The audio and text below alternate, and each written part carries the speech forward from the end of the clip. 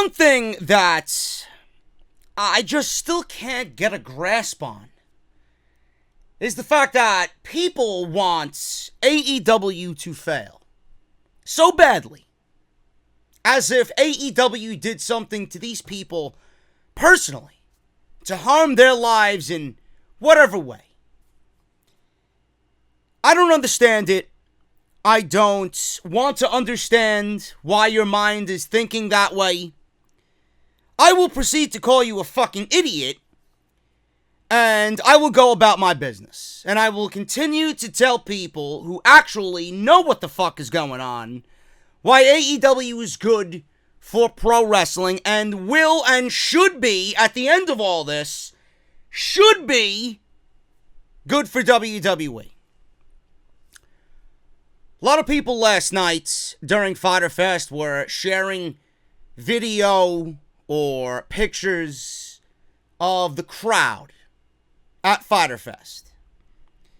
And they were comparing it to what you guys would normally see on a weekly basis with Raw and SmackDown Live. Oh, look, Raw has a half-empty venue. SmackDown has a half-empty venue. And for whatever reason, people were getting off on this. Oh, look at AEW. When AEW doesn't fill an arena, you guys want to chime in and find nothing wrong with the product. Meanwhile, if WWE did this for a pay-per-view, you'd be all over WWE and then turn the blind eye to AEW. Folks, I don't want you to listen to any of these people. I don't want you to take any of what they say seriously. This show was not meant to be a pay-per-view. It was a free streaming event.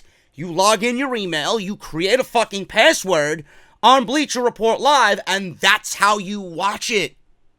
For free. Free. It was a free streaming event. Just compare it to what you would usually see on Monday and Tuesday night. This was a all-elite wrestling version of Monday Night Raw. That's exactly what it is. The majority of the people on this planet got this shit for free. I don't know why they were charging people over in the United Kingdom. Whatever the reason is, so be it. The majority of us got this for free. It was not to be taken seriously. And the only reason why this show existed is because of the people involved in AEW. They are big into the video game world. Kenny Omega is big into the video game world. Kenny Omega is an executive vice president of All Elite Wrestling. So I am not surprised with Kenny Omega in a position of power in All Elite Wrestling that their partnership with CEO and the Fighting Gaming Championships, I am not surprised to see their partnership whatsoever. But you guys have to keep in mind that this isn't a full 100% AEW crowd like you would see in Las Vegas, where everybody was there for their first show ever. Or this is not going to be the type of crowd that you're going to see in Chicago on August 31st at the Sears Center for their second pay-per-view ever. It's not going to be that type of crowd, folks.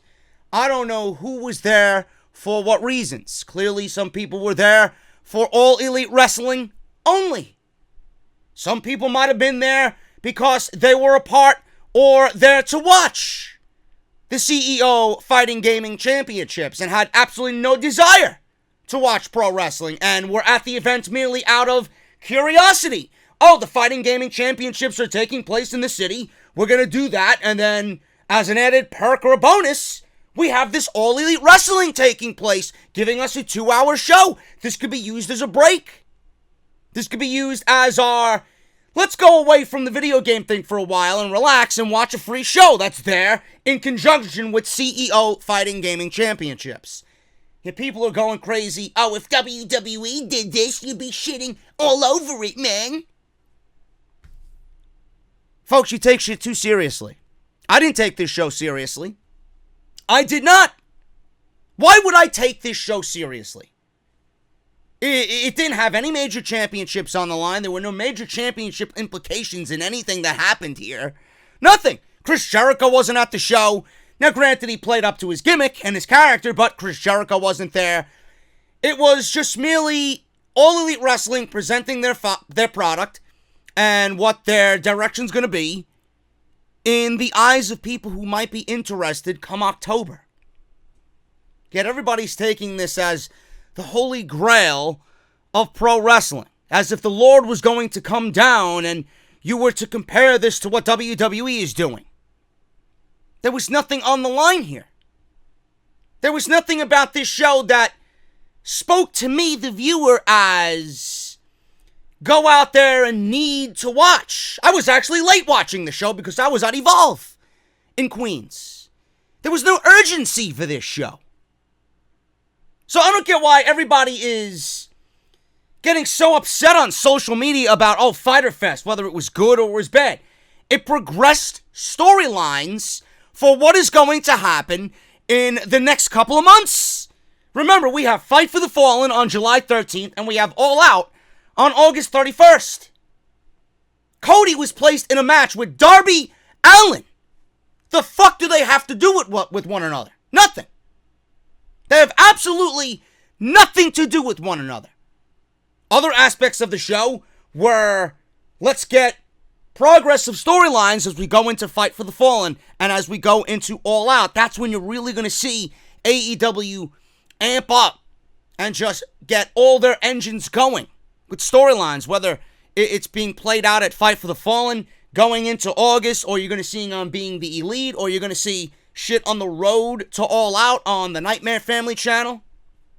I don't know why you're taking this seriously. A few empty seats photographed on Twitter. It's going to throw everybody for a fucking aneurysm. And you're all going to go back and forth arguing about which company is better, AEW or WWE. Whatever we seen last night was not their best effort. It didn't need to be. Now, if I was booking it, of course it would have been. I would have did without all the fucking Michael Nakazawa bullshit.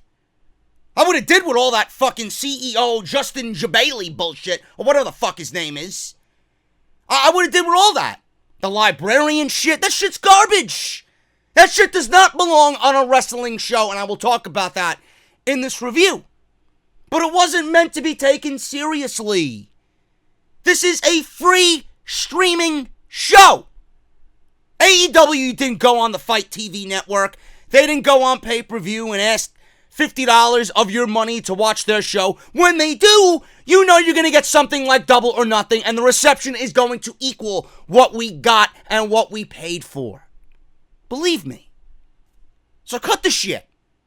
Everybody wants to be hard on AEW because it's the cool thing to do. Just like people look at me and they think that I shit on WWE because it's the cool thing to do. No, motherfucker, I shit on WWE because they deserve to be shit on. AEW is doing what they have to do to get their balls rolling for All Out. I never meant this show or expected this show to be serious in any sense of the word. I really didn't. But what I enjoyed from this show was a lot better than what we seen on Monday and most recently Tuesday night. Calm the fuck down, get ready for August 31st, and then you'll be able to judge AEW on shit that they really need to be judged on. The last show that they have before they go into October on TNT. Cut the shit. Those are my opening statements for this Fyter Fest review. I am JD. Thank you guys so very much for joining me right here on Off the Script. This is, I guess, the unofficial part 3 of Off the Script. I'm sorry that this is getting up so late after the show. I'm sure that you guys have watched everybody else's review, and fuck me, who the fuck gives a shit? You heard it from one source, and here you are hearing it from me. Who gives a shit at this time? But I promise you guys I do it, and I have to live up to my promise, man. So anyway, thank you guys so much. Like I said, you can probably associate this with being the unofficial part 3 of Off the Script this weekend. Before the 4th of July holiday, I should have some extras out. Don't know what the schedule is going to look like next week, because I myself might want to relax. Not really sure what's going to happen. I will keep you guys updated on Twitter. Make sure you guys are following me on Twitter at JD from NY206. That is on Twitter and Instagram. Make sure you guys follow me on both. Keep up to date on what I'm doing, no matter where I am, and on the channel as well. Hit that subscribe button down below. Turn on that bell for all notifications. Patreon.com/JD from NY206. If you guys want to join the Patreon family, you guys get early access for Off the Script, and you guys get audio format of all Raw, SmackDown, NXT, and any extra reviews that do not go on Spotify or iTunes. Make sure you guys go and do that if you so choose. Completely optional, and like I said, it's the only way to get exclusive content not available on YouTube. That is patreon.com/JD from NY206. Make sure you guys go check out all the other videos that you might have missed this week, including Raw, SmackDown Live, NXT, and Off the Script, where we talk about Seth Rollins throwing Dean Ambrose, or Jon Moxley, Jonathan Good, under the bus in a Sports Illustrated interview. And make sure you guys check out Part 2, where I talk about why Paul Heyman and Eric Bischoff got hired by WWE as the new executive directors of Monday Night Raw and SmackDown Live individually, and why I think that this could be used as a way to take the heat off of Vince McMahon. Is this WWE really knowing and wanting change to their product before Fox takes over SmackDown? Or is this WWE acting cool and making a very clickbaity headline with Paul Heyman and Eric Bischoff taking control of Raw and SmackDown as creative directors just to take heat away from Vince McMahon? It is a very plausible, idea, and it's very believable. A believable one, I should say. And I go over that in Part 2. So make sure you guys go listen to that. Those videos are live on the channel right now, and they will be linked in the top right corner of the screen. Drop that annotation down. Everything you need will be right there. Got to shout out my boys over at Harry's, man. Harrys.com/script. You sign up using our unique link, you're going to get a $13 value trial set. Harrys.com/script. Join the 10 million plus, including myself, and claim your special offer today by using our unique link. Now, why Harry's? Harry's founders were two regular guys tired of getting ripped off and paying for overpriced gimmicks like vibrating heads, flex balls, handles that look like a prop in a cheesy sci-fi movie. These are just some of the tactics that the leading brands have used to overcharge us for years. Harry's makes quality, durable blades at a fair price, just $2 per blade. And to keep prices low, they cut out the middleman. They bought a world-class blade factory in Germany that's been making some of the best razor blades in the world for 99 years. Now they can provide great quality at factory direct prices. Also, the best part about all this is if you don't love your shave, let them know, and they will give you a full refund with their 100% quality guarantee. JD, this sounds great. What am I going to get when I use Harrys.com/script? Well, you're going to get a razor handle with an easy grip. Choice of color is up to you. Orange, the navy blue, or the evergreen. 5-blade razor with a lubricating strip and a trimmer blade for a close, comfortable shave. Rich lathering shave gel that will leave you smelling great. And a travel blade covers to keep your razor dry and easy on the go. Listeners of Off the Script can redeem their trial set by going to Harrys.com/script. Make sure you go to Harrys.com/script and redeem your offer and let them know that JD sent you to help support Off the Script. A lot of people think that I'm an AEW dick rider or an AEW apologist. Everything that I shit on for WWE, people have this fear. I'm not going to shit on AEW for the same things. If you think that, then maybe you've been completely misunderstanding me in everything that I do. If it's good, it's good, and I will let you know why it's good. If it's bad, I will let you know why it's bad and why I fucking hated it. That is not an excuse for me to let AEW do things and let them slide. If AEW does something that I don't like, I am going to let them know. This buy-in pre-show was not good at all. In fact, it was at points, downright embarrassing. I don't know what their vision is, and I don't know how serious of a show Fyter Fest was to them, but a lot of people are not going to excuse this show. A lot of people are going to cite this being the second ever All Elite Wrestling show. It's not their second pay-per-view, but it was their second show. It could have been looked at as a freebie, free show. Could have been looked at as their Monday Night Raw or SmackDown Live. It was free. It did progress storylines, but this buy-in pre-show was not good at all. Outside of that triple threat match with the Best Friends, SoCal Uncensored, and Private Party, this pre-show was complete garbage. And I'll go over exactly why I thought it was complete garbage to begin this review. Show started off with the Best Friends, SoCal Uncensored, Private Party, triple threat match. Fantastic match. This is exactly what we want out of the tag team division for AEW. I had my boys in Private Party in this match. I was excited for them, and I was excited to see them mix it up with SoCal Uncensored and the Best Friends. Mark Quinn, Isaiah Cassidy, they came out. They looked like they owned the joint right away. Mark Quinn was wearing sunglasses through, I would say, a good 6-7 minutes of this match to start off. He reminded me of Mr. Hughes. Remember old school Mr. Hughes? 1993 King of the Ring. I remember Mr. Perfect and Mr. Hughes in a first round match. And Mr. Hughes wore sunglasses throughout the entire match. Mr. Perfect was punching him away, and he drop kicked him. He still had the sunglasses on.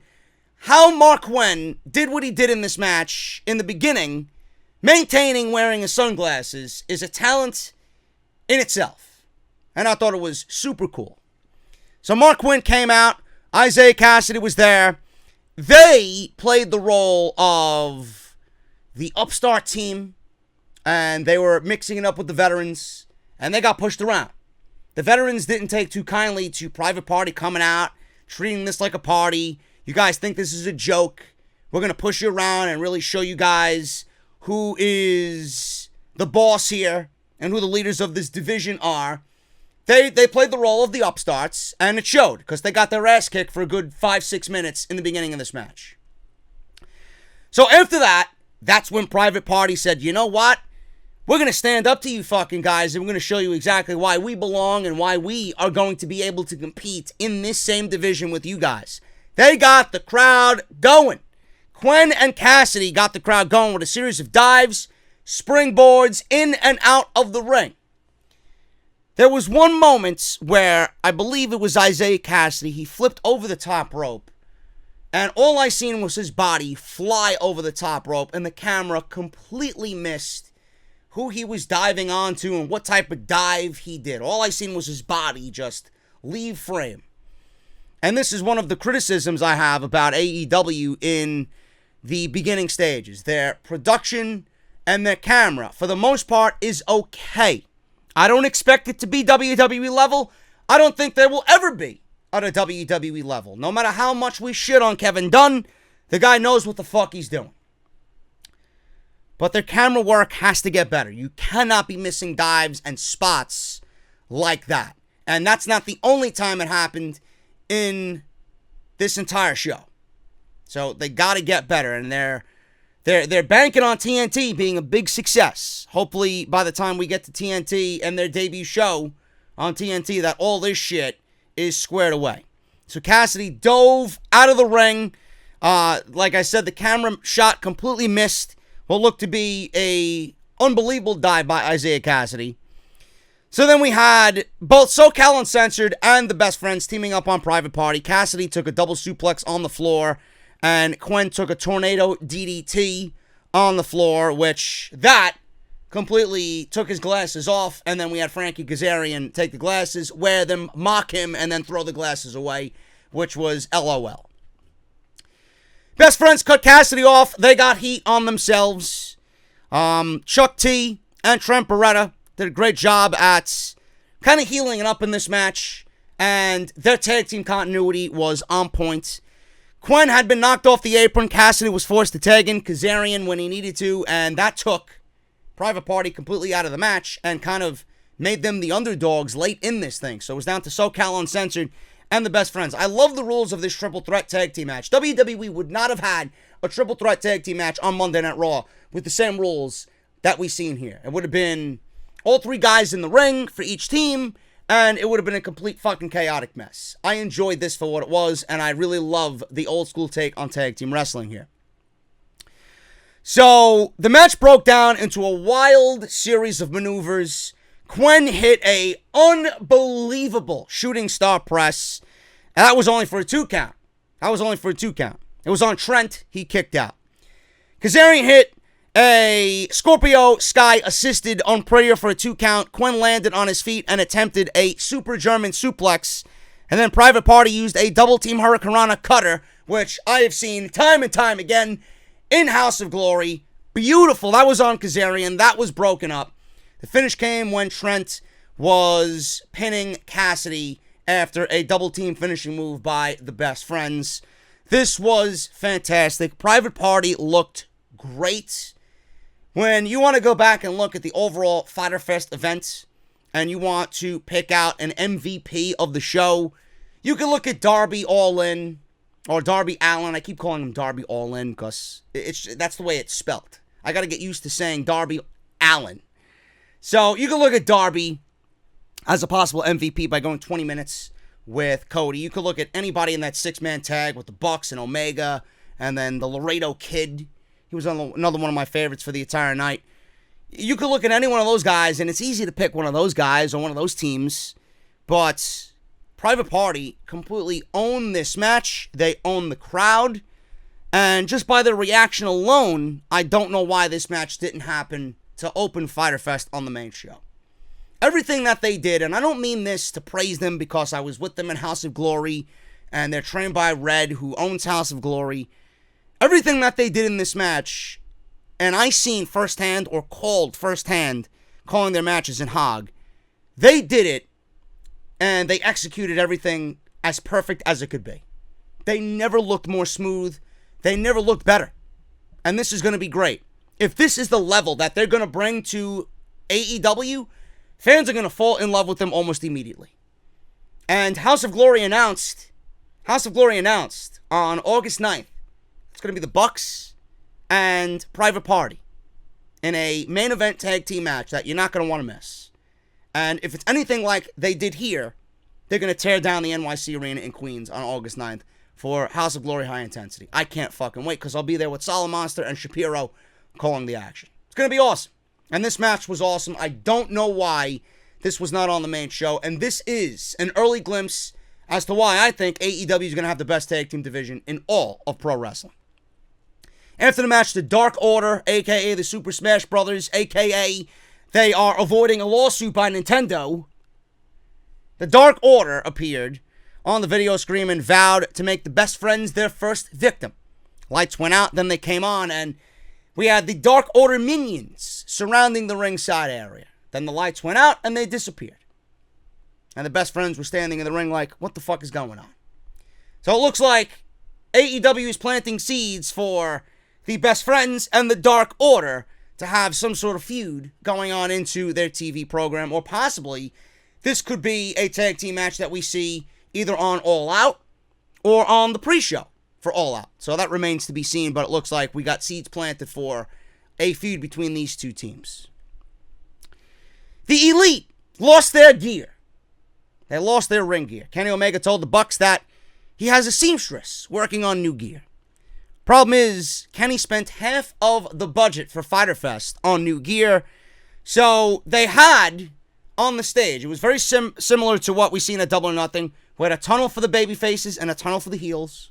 There was a nice little kiddie pool set up with a blow-up palm tree and a blow-up flamingo, which came into play later. And we had models. I don't know where they came from or where they scouted these models from, but there were 3 models. And they kind of ranked in order from very hot to going from right to left.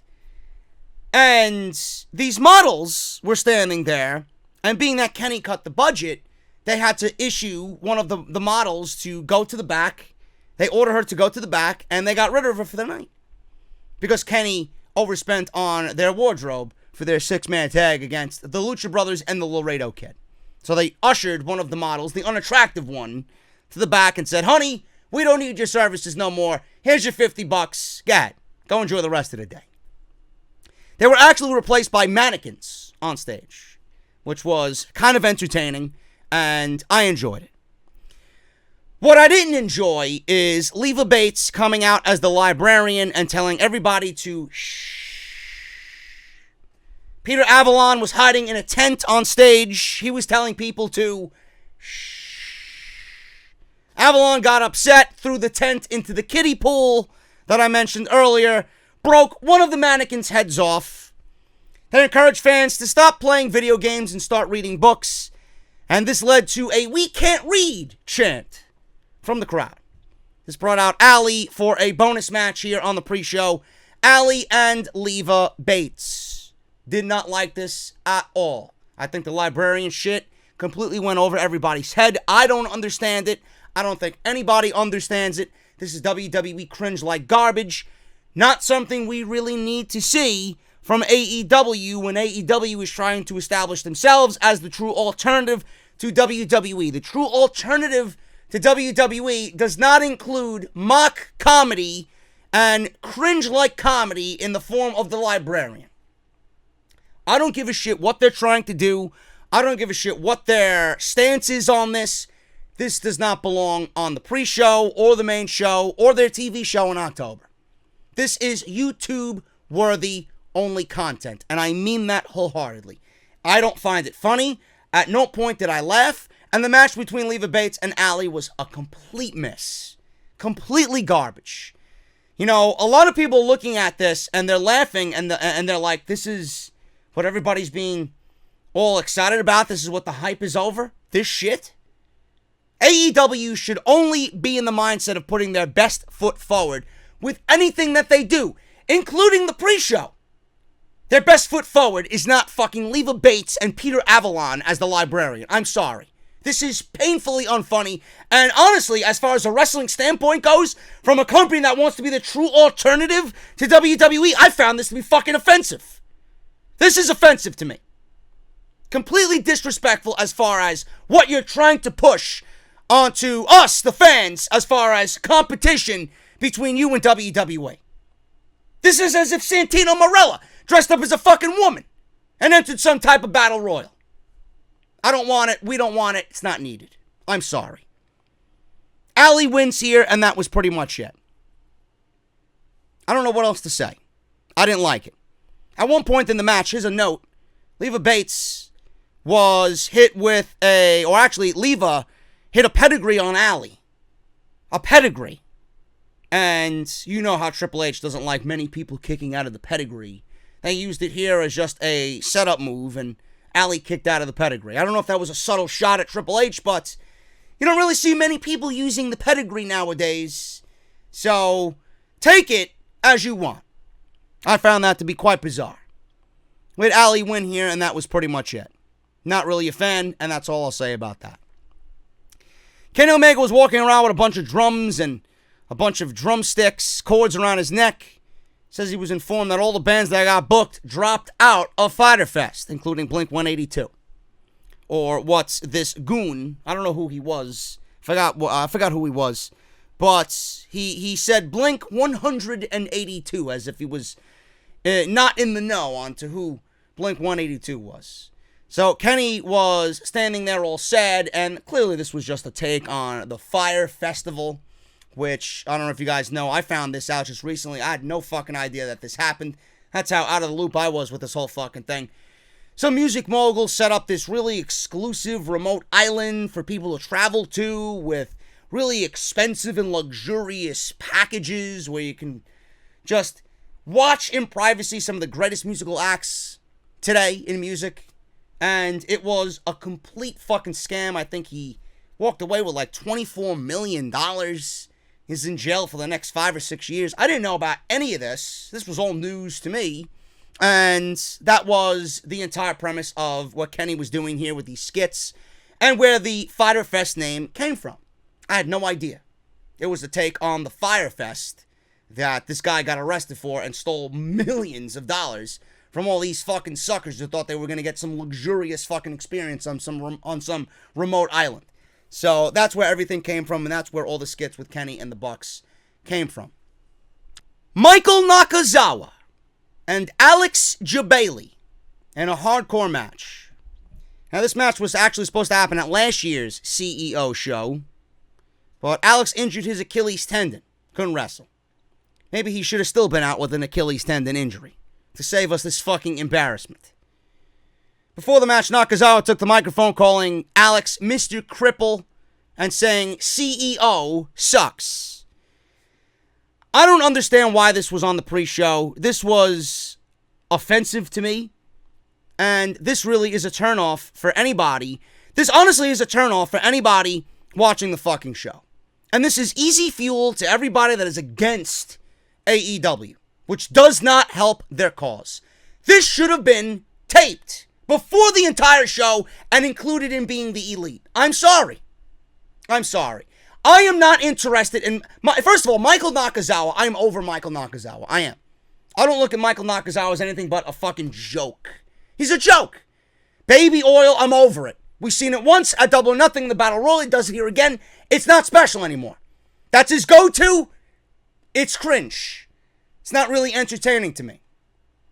And the fact that he stuffed the baby oil in his fucking trunks, showing off an imaginary bulge down below, doesn't really interest me either. So the baby oil, completely outplayed. There's Alex Jabali wanting to be a pro wrestler. Whatever the fucking storyline was, this should have been on being the elite. Should not have been on the fucking show. Because like I said, this is fuel for everybody that already hates AEW, and this is an easy target. This is an easy target for AEW to be shit on. All kinds of foreign objects got into play here. We had the kiddie pool come into play. Nakazawa was being drowned by Jabali. Nakazawa started hitting Jabali with a rubber fucking flamingo. At this point, I'm like, I'm over this shit. When's the main show starting? Really. At the end of this thing, Jabali used a cradle. He used a fucking, crucifix-like cradle to try and win this match. Nakazawa took a thong. I don't know if he was wearing the thong or if the thong was in his fucking trunks. I don't know. He was wearing a thong, took the thong off, and shoved this in Jabali's face, and he reversed the roll-up and got the victory over Alex Jabali. Say what you want about this match. If you enjoyed it, you're a fucking mental case. This is garbage. This is the shit that AEW does not need to be showcasing on their shows. I said it in the beginning. People were taking the show to be serious. This was not serious. It was a summer festival, and they wanted to go with a summery-themed fun match. Again, this paints an easy target on AEW's back. That's it. Pre-show outside that triple threat match was complete and utter trash. I will say, the pre-show, and it was on the main show as well, I didn't know who Golden Boy was. Golden Boy is actually, now that I did some research, an esports commentator. And he commentates over video games. They actually used him in the role of color here for Excalibur on the pre-show. And I didn't know who he was, like I said, before the show started. I didn't know what he did or who he was, where he came from. But if they want to use him moving forward, I'm all on board with that. I thought he sounded really good. He was very knowledgeable. Apparently, he's a huge wrestling fan. And if they want to use him going forward, I would not be opposed to that whatsoever. He definitely picked up the slack where Jim Ross again dropped the ball on commentary. You know, you can't really look to Excalibur to carry the entire show every single time. He actually played a nice compliment to Excalibur. The best thing about the commentary was that Alex Marvez was not on commentary. Him and his fucking Happy Gilmore-like commentary, as if Happy Gilmore is putting on the 18th hole going against Shooter McGavin. Stay away. Or do fucking backstage work or an interview. Go find out some information on where the Bucks and their wardrobe is. Whatever. I thought that was good. The commentary was a lot better on this show compared to Double or Nothing. And I honestly think that with the camera work, it wasn't bad throughout the majority of the night, but on certain points, when there was a high-flying move or a dive over the rope, they were late getting into what was going on. and you completely miss some of the spots altogether. So that needs to be fixed, and I think that will be rectified by the time they get to TNT for their October debut. Shima, or Shima, I should say. I keep calling him Shima. Shima versus Christopher Daniels. This was the open of Fyter Fest. I don't know why this wasn't on the pre-show and the Triple Threat Tag Team match was here, but that's neither here or there. Shima wins here with, I believe, it was a Meteora off the top rope. It was a very good match. Crowd was pretty much dull for most of it, and it was nothing more than an extension of what we seen from Double or Nothing. And Shima is actually going one-on-one with Kenny Omega at Fight for the Fallen, which I'm very interested in. That's going to be a nice test for Shima. But this was nothing more than an extension from what we seen at Double or Nothing with, his guys and then the SoCal Uncensored guys. So I didn't mind it. It was pretty boring at times, but they worked their ass off. But I honestly still, at the end of the night, looking back at it, I thought this match should have been on the pre-show, and then the Triple Threat match should have been in this spot to open Fyter Fest. Riho defeated Nyla Rose and Yuka Sakazaki in a ladies triple threat match. This was actually better than the opening match, and I really enjoyed this. I don't really get Riho and Yuka Sakazaki. I want to, and hopefully I get to see more of them where I can be a little bit more open to what they are trying to deliver here and really give us with their brand on AEW. It's tough because women like this and the characters that they portray, it's very difficult to have that translate to the U.S. audience. And I am one of those people that it's very difficult to get through with this type of thing. And I don't mean that in a disrespectful way. I think they're great. They were very talented.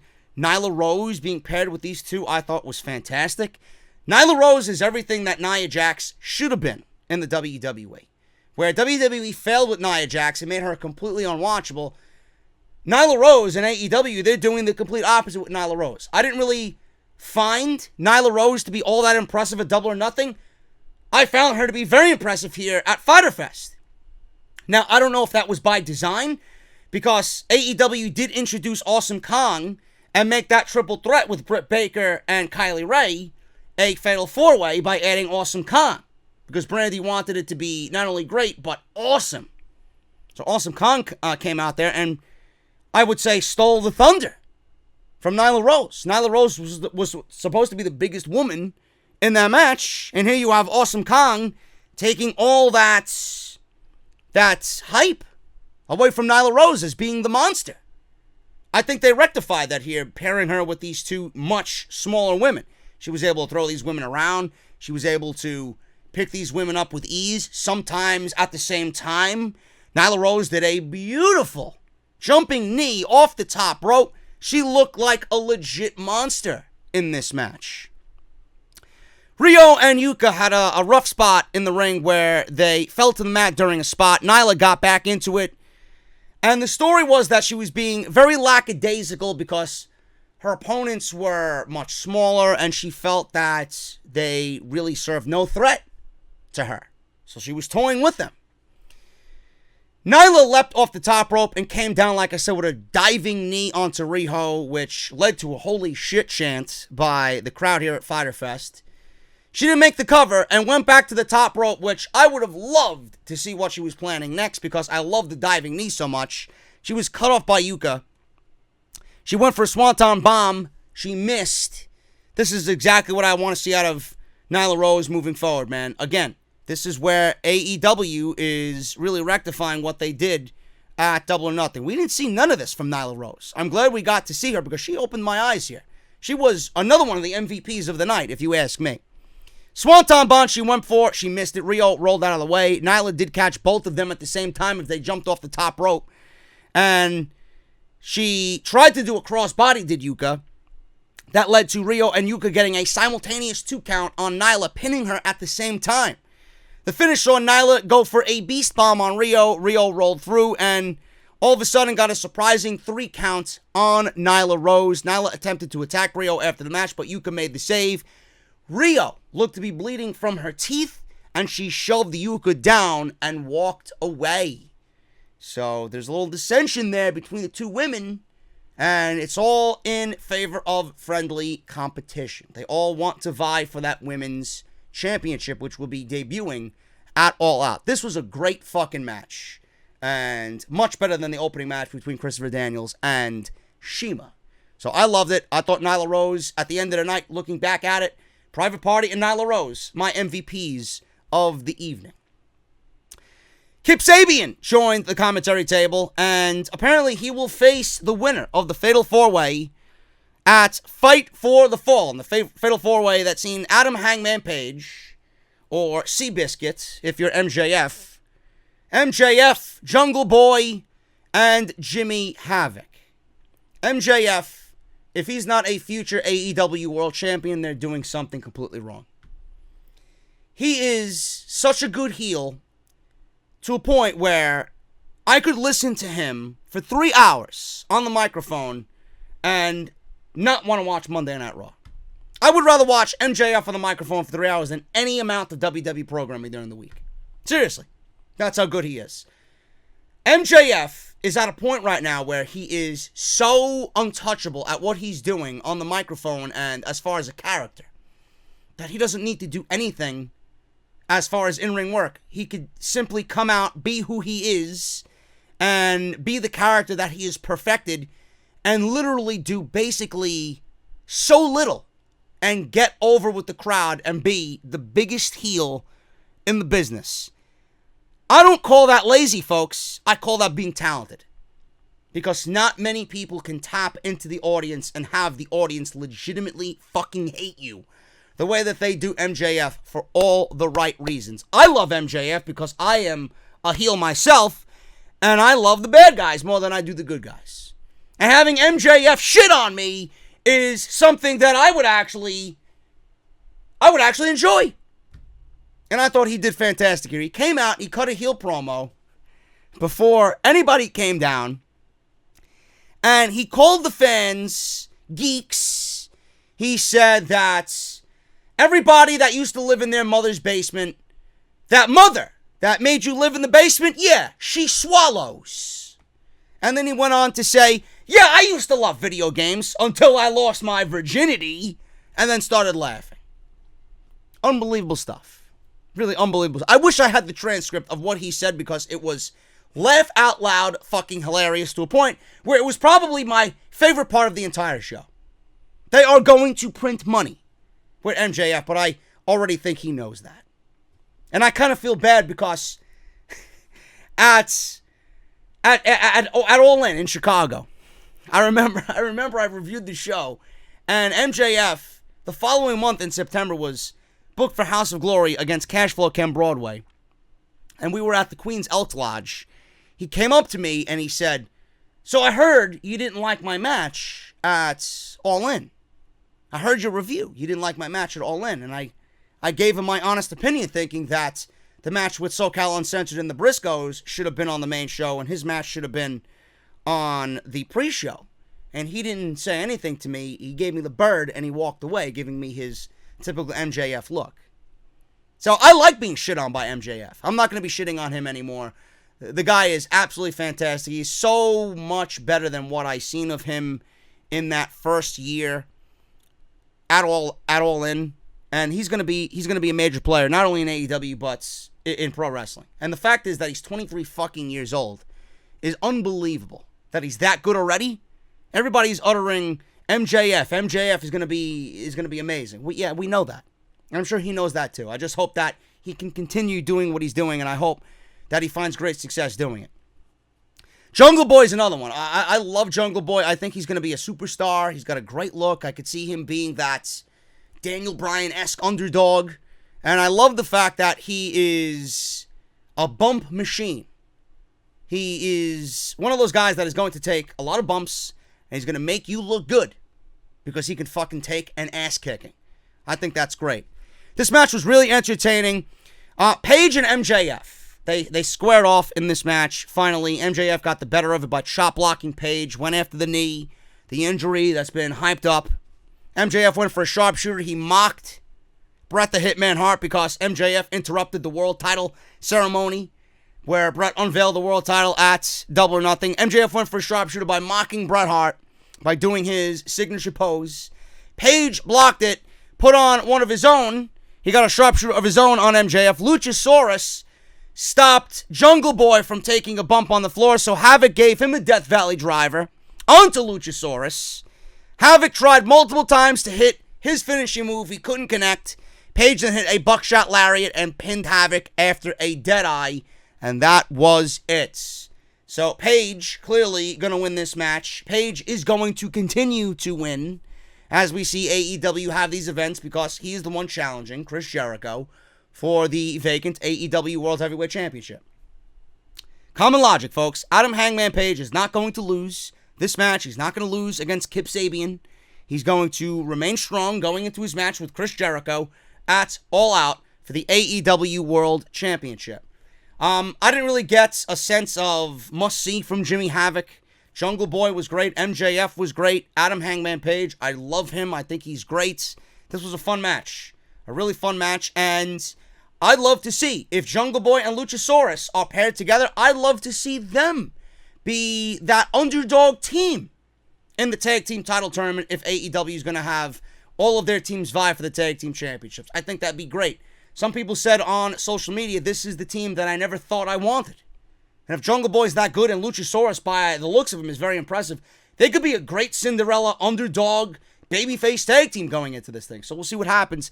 Fun Fatal 4-Way. We got Adam Hangman Page and Kip Sabian coming up at Fight for the Fallen. Seeds have been planted for MJF and Adam Hangman Page, whether that is going to be for the world title or MJF is going to get involved at the world title match between Jericho and Page and prevent Page from winning the world championship and assist Chris Jericho in becoming the first ever AEW World Heavyweight Champion. Either way you look at it, seeds have been planted for a feud or a possible title feud if Page is the world champion.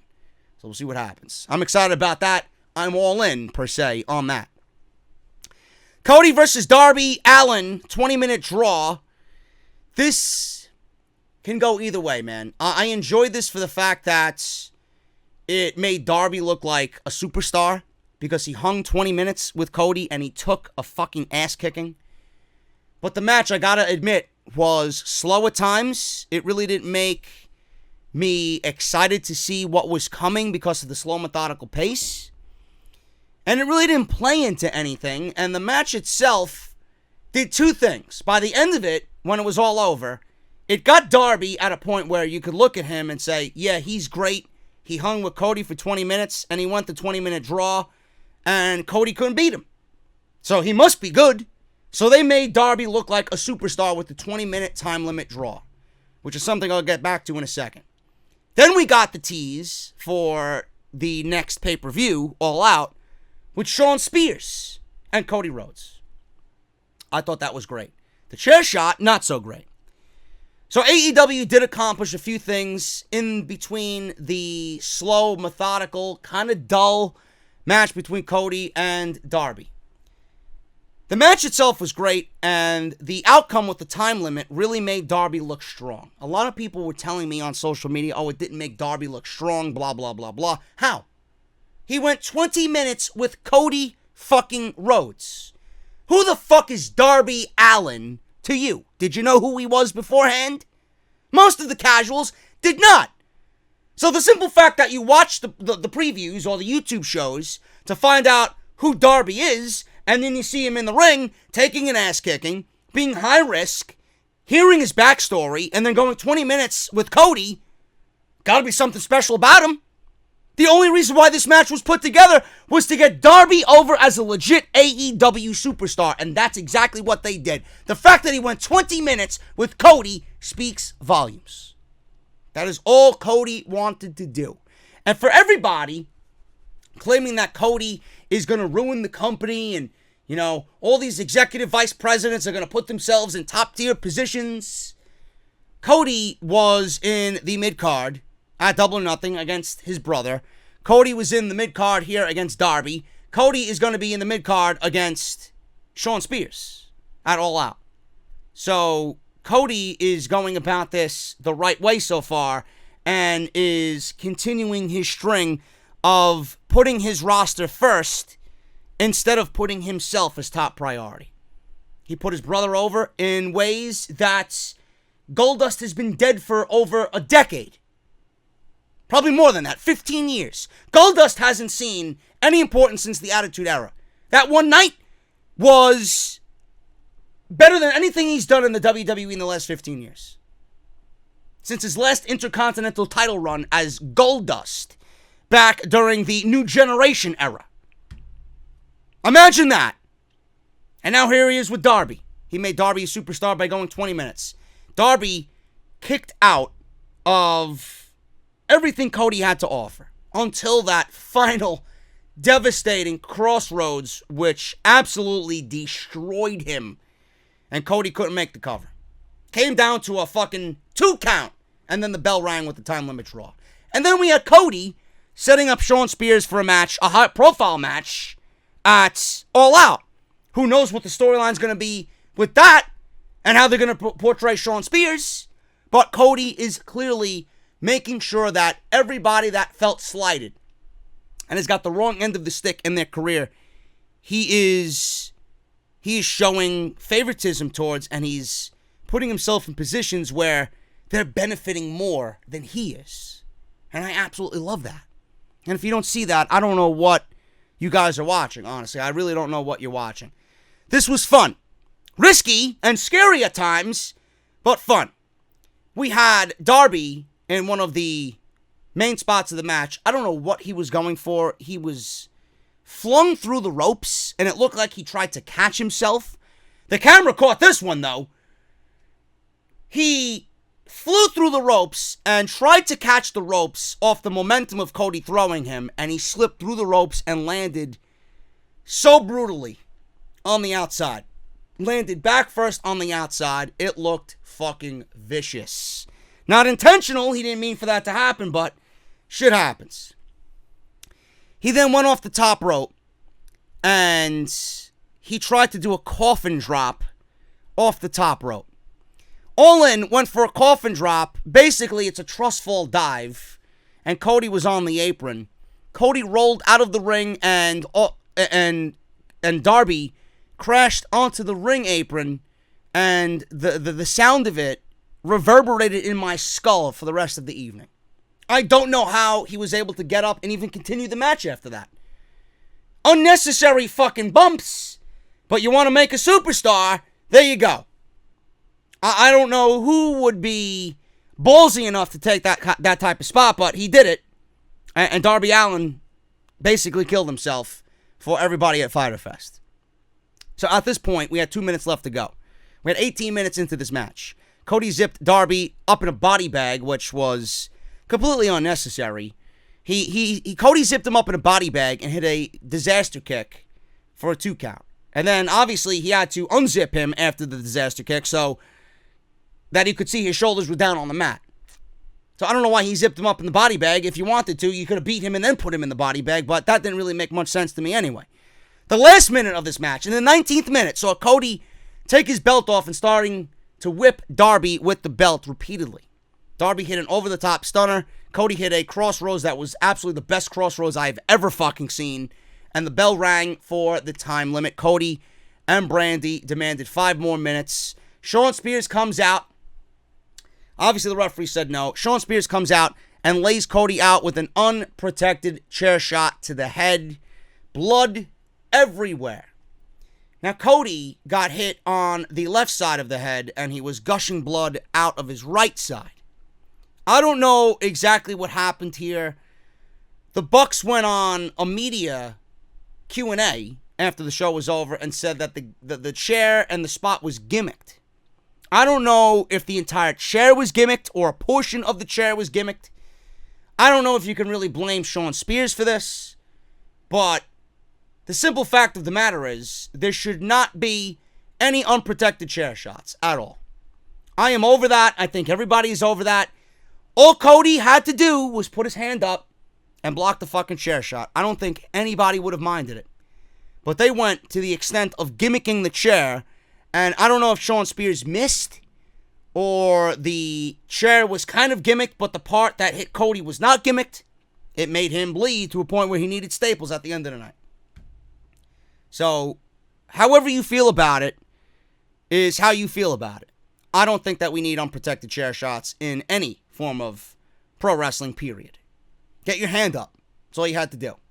I think the crowd would have understood exactly what was going on. We don't need concussions. Thank God he doesn't have a concussion. But we don't need anything worse than what happened at Fyter Fest to happen to anybody, not just Cody. Kenny Omega and the Young Bucks defeated the Laredo Kid and the Lucha Brothers in what was a very fun tag team match.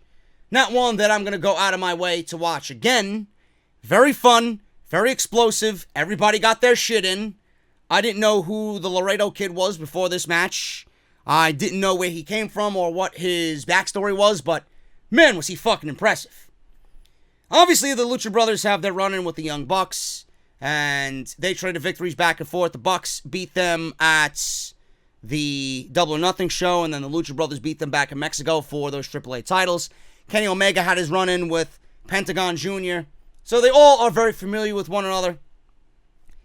But man, was this fucking crazy, to a point where I didn't even know who the legal man was. I'm not saying I didn't enjoy it. I enjoy a spot fest every now and then, not all the time.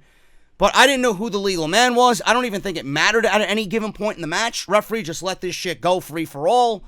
Everybody got their shit in. There was no sense on the rules. Very chaotic. And it ended up being a 20-minute spot fest, and it did exactly what it needed to do. It got AEW's brand of athleticism and excitement over with the casual fan that might not be there, knowing what AEW is. That's all this was meant to be. Nothing on the line, nothing serious, no serious nature about it. It is what it is. But I enjoy some sense of the rules every now and then. This was too chaotic for my tastes. That doesn't mean I didn't enjoy it. I just like a little focus on the tag team rules every now and then. Omega and the Bucks came out as Ryu and Ken, and Omega himself came out as Akuma from Street Fighter. A fan ran out, started dancing and doing the Batista machine gun entrance. Lights went out. Akuma in Street Fighter usually does his combo without you knowing what he does. All you see is these Japanese logos just pop up on the screen. That's exactly what Omega imitated here. And he laid this guy out. They even had Justin Roberts do the round one fight as if it was some fighting game. Kind of fit the whole video game theme of the entire show. So this one went 0 to crazy in about 60 seconds. No rules. I don't know if it was Lucha rules or if it was announced as being Lucha rules. Some people were telling me on social media when I tweeted about it that it was Lucha rules. I didn't hear anything about Lucha rules. It might have been. Who knows? 20 minutes went by. This was fun. This was really fun, man. Pentagon was going at it with Omega and threw Nick over the top rope. Then he backdropped a running Phoenix over Omega and on to Nick on the outside.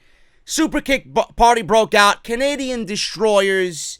The Elite even used Hadoukens to nail the Laredo Kid, Phoenix, and Pentagon with their Hadoukens. And Nick did a 450 splash to Phoenix and Laredo Kid. And they were being held draping off the ropes. And I enjoyed that spot because they weren't just draped there. They were being held there. They were being held there by Matt and Kenny, which was good. And it made logical sense for them to be doing that because if you're laying there and being draped there, all you have to do is move. In fact, they were being held there, so it made all the more sense for Nick to hit this 450 splash, which was logic. More dives, more cutters led to Phoenix doing a Spanish fly to Nick off the top. I always love the fucking Spanish fly off the top rope. I think it's a thing of beauty. This one was no different. Beautiful fucking Spanish fly off the top rope.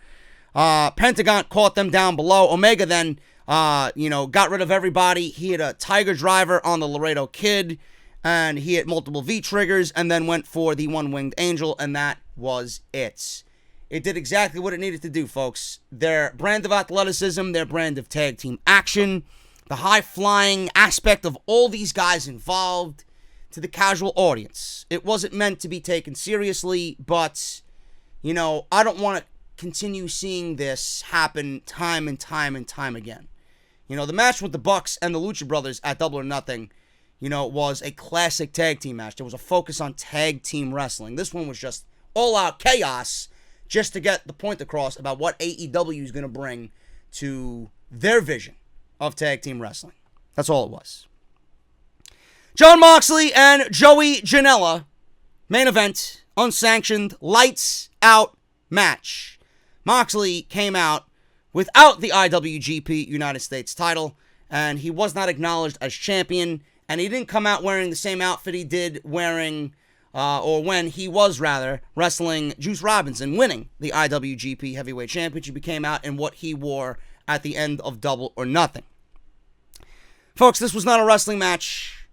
This was an all-out fucking war on who could be more hardcore than the other. And the funny thing is that WWE has Extreme Rules at the end of July, or July 19th or somewhere around that time. Middle of July, third week of July, I think it is.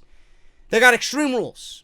And they have Roman Reigns and The Undertaker teaming up against Shane McMahon and Drew McIntyre. And they got whatever else they got going on with that show. Samoa Joe versus Kofi Kingston. Nothing about the show is extreme in any sense of the word. The only thing that is extreme is that it's taking place in Philadelphia, and Philadelphia is synonymous with ECW. So WWE thinks that they could get away with calling a show Extreme Rules. You can't do that. This put everything that is to come with that pay-per-view to fucking shame. This was more extreme than anything that WWE has done in the majority of their Extreme Rules shows since it's been announced as a fucking yearly pay-per-view for WWE. I don't know how Joey Janela is feeling today, but I know when I seen him and his feet go feet first into not one, but 2 bags of thumbtacks that I absolutely cringed, and then I proceeded to tweet out, I would not wish this shit on my worst enemy. I legitimately had a shocked expression on my face. My hands were covering my mouth in fear and in shock. I never seen anything like that in my entire life.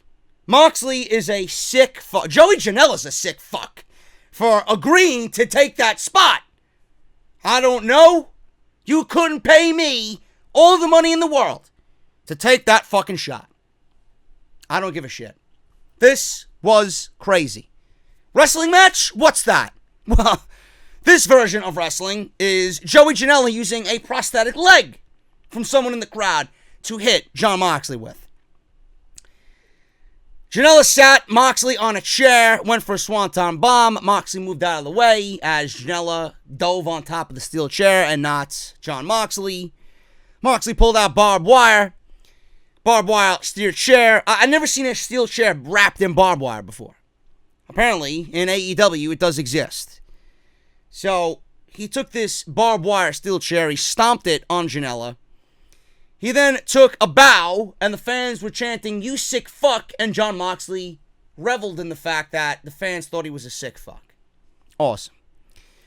Janela blocked a Death Valley driver, and Moxley blocked a suplex, both out of the ring.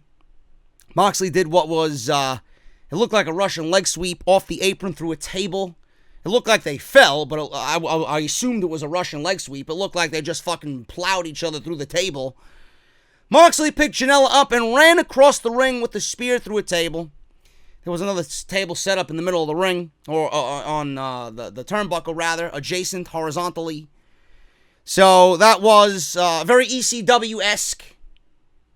Next up, we had a barbed wire board that Moxley pulled out from underneath the ring. I was getting flashbacks from ECW One Night Stand here with Edge and Mick Foley against Tommy Dreamer and Terry Funk at the 2006 ECW One Night Stand.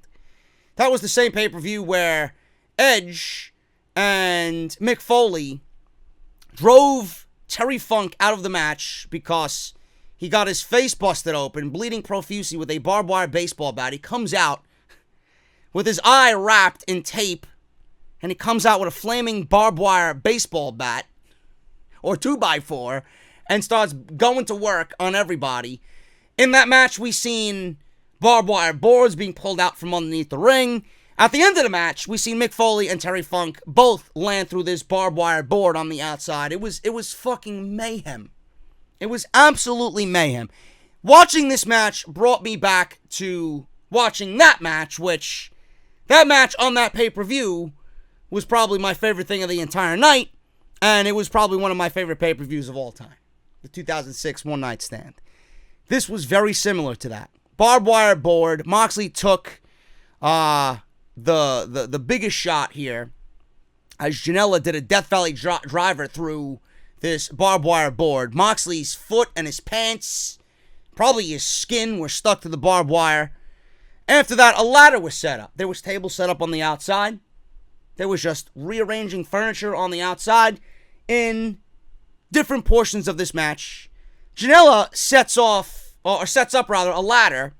He climbs to the top of the ladder. Moxley is laid out on one of these tables. He climbs up to the ladder and does a beautiful Macho Man-esque elbow off the top of this ladder, through Moxley, through the table. It was meant to go through both tables, but they only went through one, and the tail end of Janela's body hit the other table.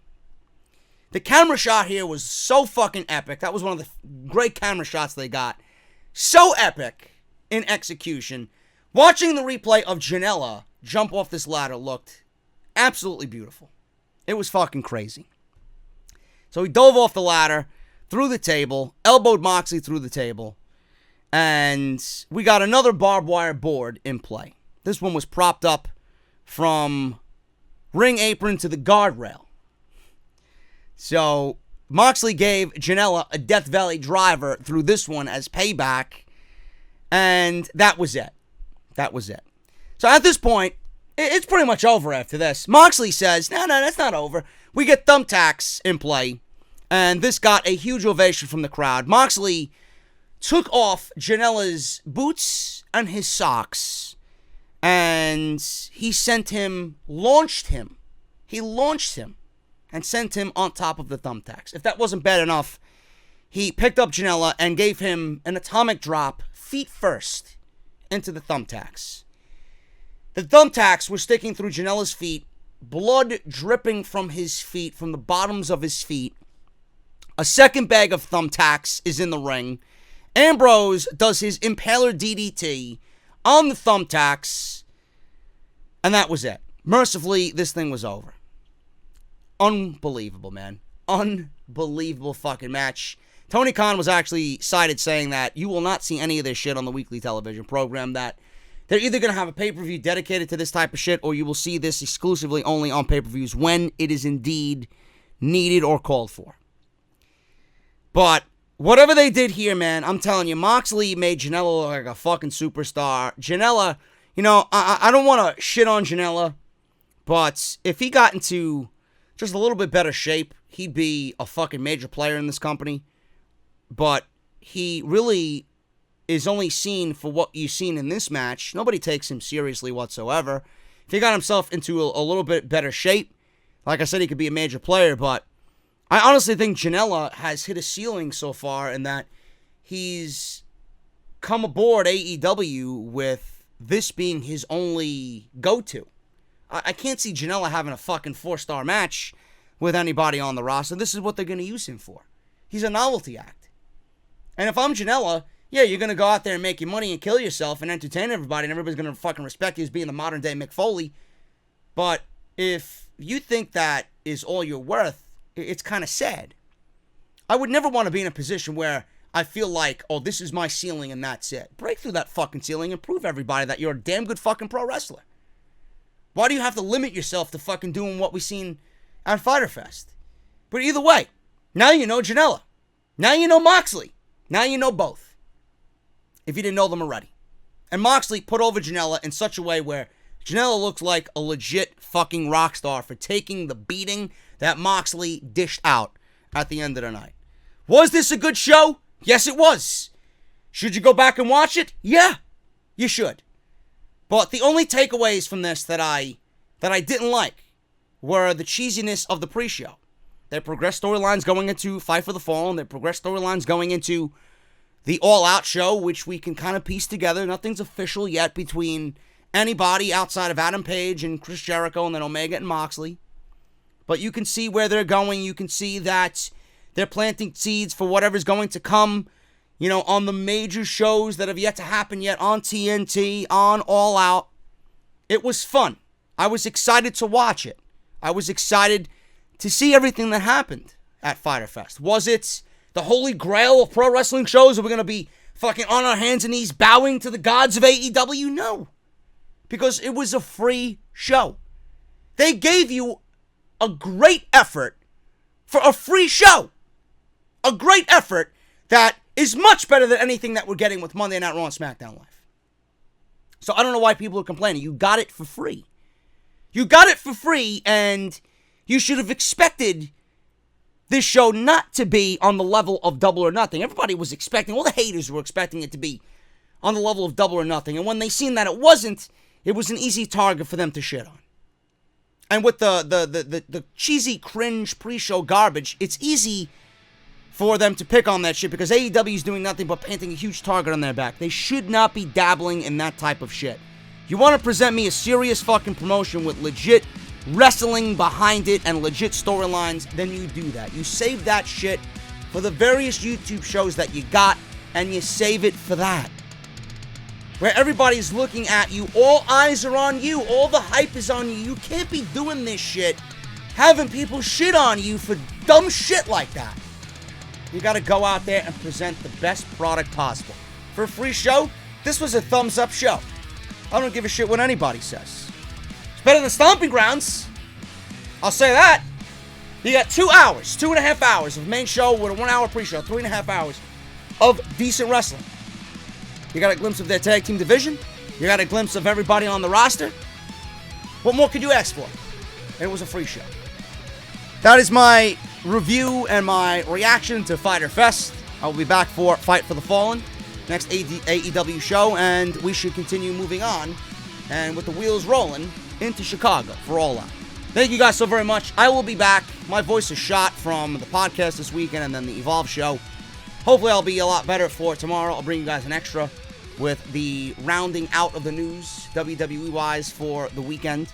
But thank you guys so very much. Hit that thumbs up, and I will see you right back here for more content right here on the channel. Man, go back and watch Fyter Fest. It's worth your time. And don't take it too seriously, please. I'll see you guys for Fight for the Fallen. I'll see you guys later.